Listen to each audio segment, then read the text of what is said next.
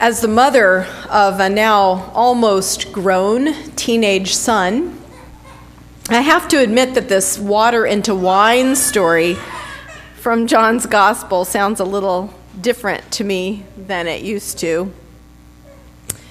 You know that tone Jesus uses with his mother?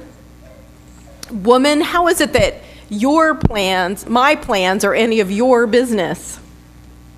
It's not that hard to imagine, because mother and son had evidently walked together to this family wedding at Cana, a town in Galilee somewhere between 3 and 8 miles north of Nazareth, depending on the tourist information put out by any of those 3 towns, each of which claimed to be the real Cana of Galilee.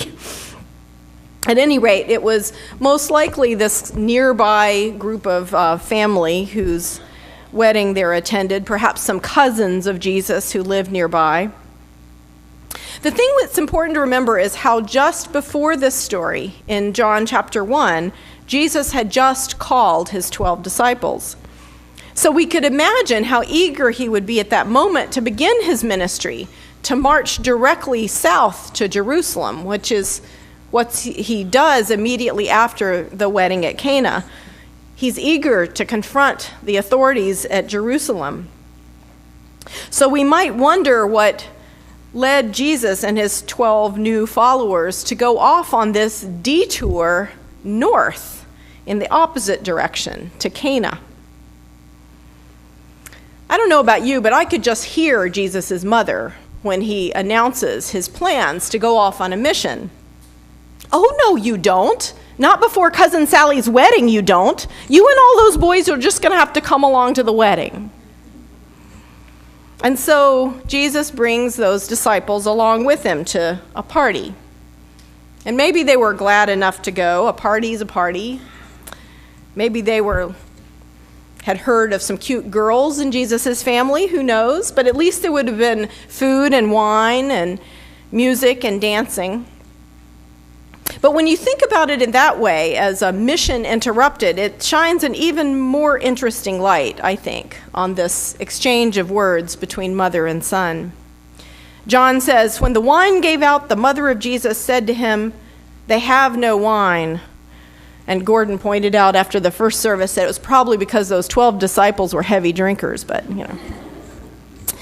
And Jesus said to her, "Woman, what concern is that to you and to me? My hour has not yet come." You know, in all of those beautiful paintings we have of Mary looking so serene, I don't think any of them would capture the appropriate look that she would have had in her eye at that moment. The stony silence that fell between them. You can just feel her biting her tongue.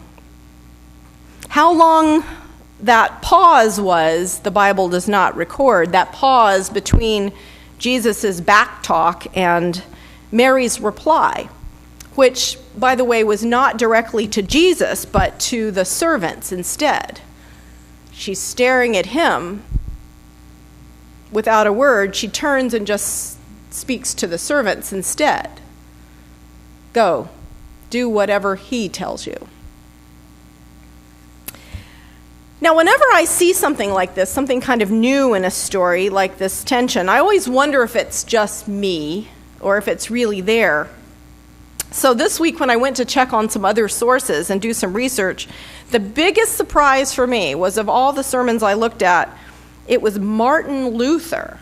Not Martin Luther King, but Martin Luther back in 1525 who saw this exact same thing, which I thought was interesting because that was the year he got married. It was before he had his 6 children. But I think he understood Mary's feelings at that moment, caught up by the defiance of a young man. Martin Luther in 1525 was much older than Jesus ever got to be by then. He was 41, and he had worked for a dozen years as a theology professor at the new university there in Wittenberg, teaching young men just beginning their ministries like Jesus. I'm sure he was familiar how a 20-something young man might have been kind of full of themselves and sure of what they were doing and headstrong. Well, I was glad he saw this in Jesus, this stubborn and passionate young adult defiance.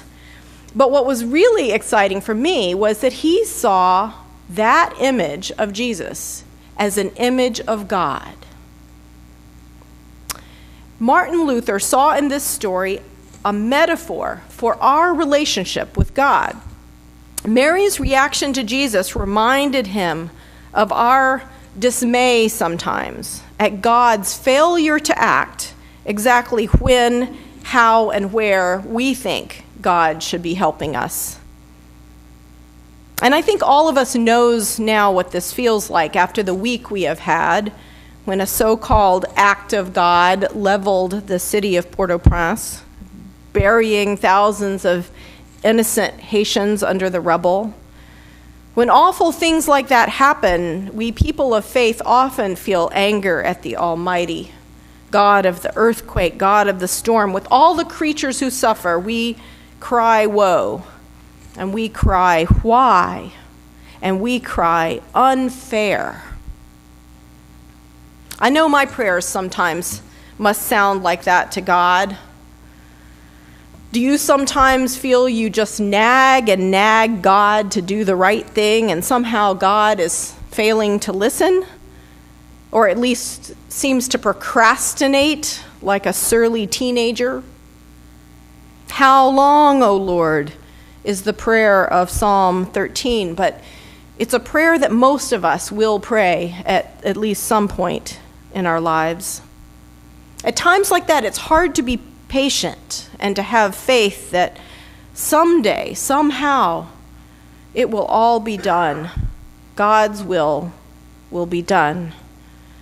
But not in our time, in God's own time. As Martin Luther pointed out, this story reminds us of how important it is for us to do like Mary, to let go of our human expectations and all our opinions about what's right and proper, and simply trust God to act how and when and where God wills it to be done. Those quiet and resigned words of Mary, Luther says, are for us. We in that story are the servants of God. So her commandment, do what the Lord tells you. We are called to let go and to simply trust in God's goodness and do what we know we are called to do. And of course, from this story in John, when the servants do follow the Lord's instruction, as strange as they seem, this filling the water jugs up, that's when the miracle happens.